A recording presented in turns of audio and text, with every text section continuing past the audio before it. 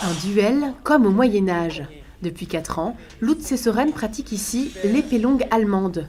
Au bout de leurs bras, 1,5 kg d'acier.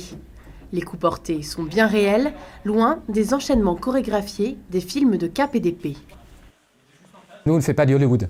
Nous, on commence souvent comme ça, mais après, à un moment donné, on se rend quand même compte que c'est pas vrai, ça ne marche pas.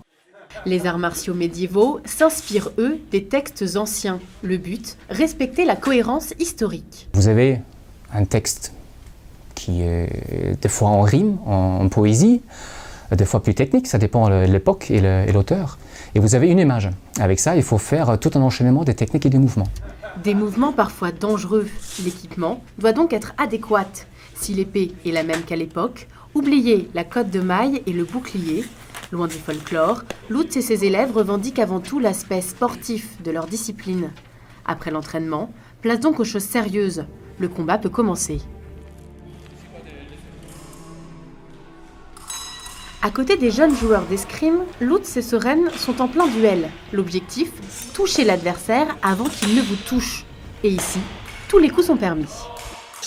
C'est un sport extrême parce qu'on le fait en combat pendant 1 minute et demie, 2 minutes maximum.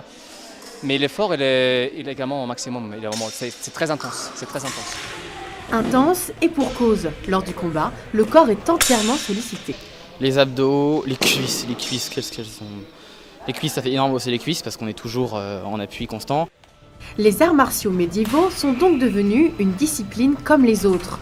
Une fédération internationale a même vu le jour l'année dernière. Les compétitions, elles, se font encore rares.